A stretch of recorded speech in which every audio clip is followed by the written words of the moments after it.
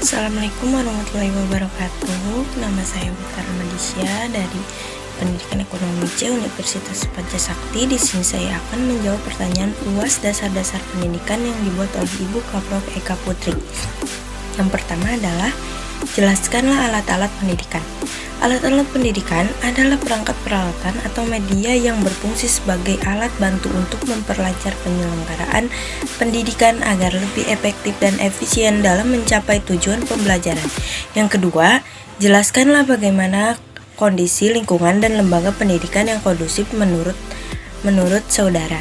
Definisi kondusif dalam pembelajaran ialah suatu sikap tentang dalam melakukan aktivitas belajar, tertib dalam pelaksanaan berbagai tugas, dan mendukung semua kegiatan yang termasuk di dalam proses pembelajaran. Contoh, siswa-siswa di kelas tersebut melakukan aktivitas belajar dengan tenang di kelas. Lingkungan belajar yang kondusif adalah suasana yang mendukung proses belajar mengajar pada siswa. Lingkungan belajar di sekolah maupun di luar sekolah dalam suasana berlangsungnya proses belajar mengajar. Yang ketiga, jelaskanlah peranan keluarga, pemerintah, dan masyarakat dalam pendidikan di Indonesia. Yang pertama, mendukung dan memberi motivasi kepada anak-anak selalu menuntut ilmu sebanyak-banyaknya dalam mengajak pendidikan. 2. Mendidik anak dengan kasih sayang. 3. Membantu anak ketika ada PR atau tugas dari sekolah. Yang keempat, memberikan sikap yang ditanamkan dalam kekeluargaan. B. Peran masyarakat dalam pendidikan. Membimbing dan mengembangkan potensi setiap anak secara optimal agar mereka dapat berperan sesuai dengan tuntutan dan kebutuhan masyarakat dan lingkungan. Menciptakan sumber daya manusia yang berkualitas. Yang ke-C, peran pemerintah dalam pendidikan.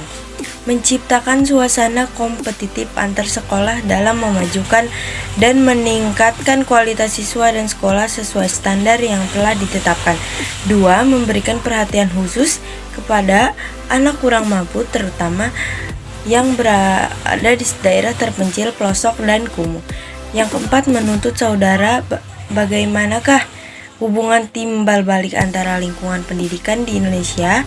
Terjadi hubungan timbal balik antara lingkungan dengan pendidikan, karena lingkungan pendidikan dapat membantu peserta didik dalam interaksi dengan berbagai lingkungan sekitarnya, utamanya sebagai sumber daya pendidikan yang tersedia agar dapat mencapai tujuan pendidikan yang optimal. Sebab bagaimanapun bila berbicara tentang lembaga pendidikan sebagai wadah berlangsungnya pendidikan, maka tentunya akan menyangkut masalah lingkungan di mana pendidikan tersebut dilaksanakan antara lingkungan yang satu dengan lingkungan yang lainnya. Berdiri sendiri.